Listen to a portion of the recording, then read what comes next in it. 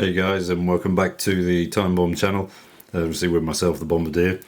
Kind of want to go off on another tangent for today's video, and I really want to focus on a recent new member of the collection. Basically, is a wedding anniversary gift, and as the title of the video suggests, yep, it's a Victorinox Swiss Tools Spirit multi-tool. So I just pop him open here, and I think, yeah. Absolutely stunning piece of equipment. Yeah, really very happy with this. You know, as wedding anniversary gifts goes, it's not a bad one. Rather than sort of do a single and unique review of this, I kind of wanted to compare it to my possibly outgoing Gerber. This Gerber has been with me for years. So long, in fact, I don't actually know if this is the M600, P600, or if it's the diesel or whichever actual model it is. I haven't got a receipt for it anywhere.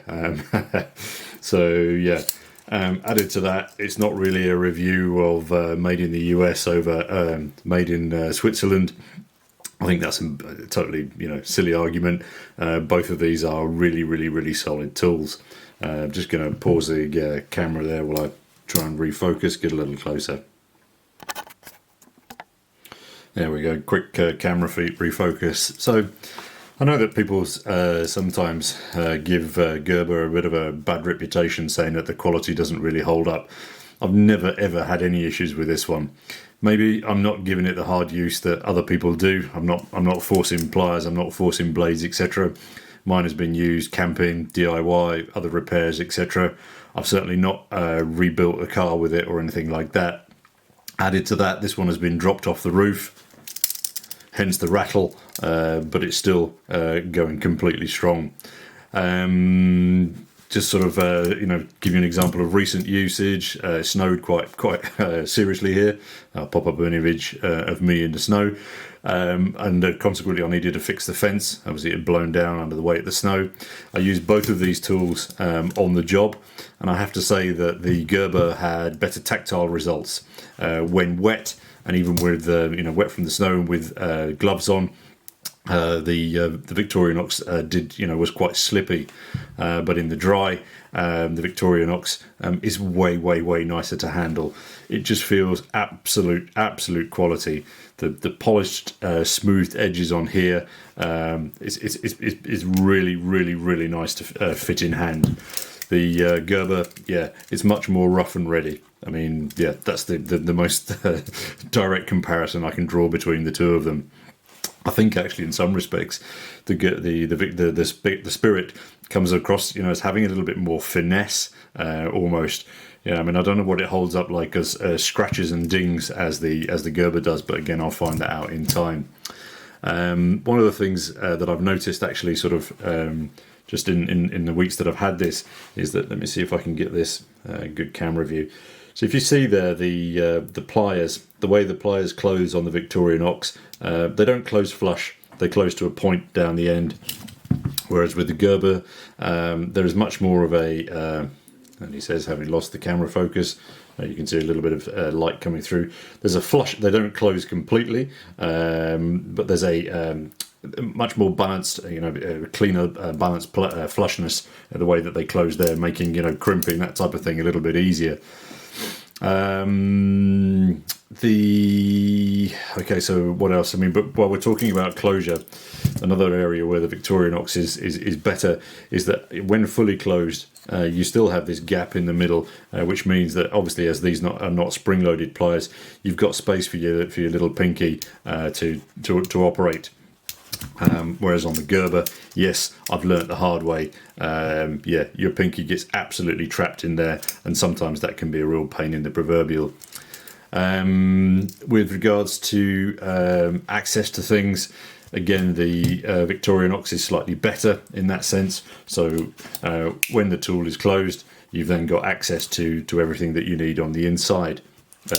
Whereas the Gerber, obviously, you've got your everything is locked up inside, so there's no way that anything's coming out. You're not going to be damaging anything, cutting anything, etc. But it does mean when you want to access something, yeah, open it up fully, and then you can pop out your respective tools. Appreciate that on some of the Leathermans that I've seen, yeah, you've got single thumb, thumb opening blades, etc. like that. Yeah, I've always kind of found Leathermans to be a little bit expensive. Having said that, the Victorinox was not cheap, but then again, wedding anniversary. Maybe that's the way to go forward, guys. What else did I want to say? Yeah, okay, this is a grossly unfair comparison. The case on the Victorinox, I mean, it's absolutely beautiful. It feels delicious, and yeah, that leather smells beautiful. Unfair comparison, the old webbing on the Gerber, as I say, it's about, I don't know, 10 years old, something like that, nearly, at least that. It's still holding up strong. The Velcro on there is bomb proof, and again does the job. Belt loops on both, again perfectly adequate. But yeah, build quality on the Victorinox is evidently far superior. What else? As I mentioned before, okay, so neither of them are a single hand opening. Again, I'm perfectly okay with that. I don't do that the kind of work where I need to, to be popping things open. Coming on to blades, because we are obviously here in the UK. So the blade on the Gerber is just ridiculously sharp, even after all of these years. It is a fully locking blade, meaning that this is completely illegal to carry in the UK. The blade on here, let me just pop him out. That's still new. I can't remember where the blade is. Come on, where have you gone? Don't hide. It is on that side. I was right the first time. No, those are the scissors. 1 second. Okay, so having located the blade, which was clearly hiding, again, it's locking. It's still quite long, but as you can see from, as long as the camera decides to pick up on it, it's more of a butter knife, a serrated buttery knife. So I'm thinking in comparison, I mean, lengthwise, they're still pretty much the same, but it doesn't look that much like a blade. But then again, you're not going to catch me carrying this down to Tesco's, because should something happen, then the constabulary, have got you dead to rights. Yeah. Anyway, UK knife laws. There we go. That's what we have to live with. Yeah, as I say, the other aspect that's taken me a little bit of a while to get used to, and probably because I've been using the Gerber for so long, Gerber sort of release functions, it's pull back on this. It's nice and easy. Again, if you're wearing gloves and this is wet, that's nice and simple. The Victorinox has a different approach to that. It just has these very, very small sort of little pullers here. And again, when wet, it's not necessarily the most natural. If you've got it sort of anchored against the table, then yeah, it's easier to close. But as I say, when I was using this outside the other day with gloves on, I was fiddling around with that a little bit. With regards to other functions on the Spirit and its tools and its sort of daily usage, I haven't had it long enough yet, guys.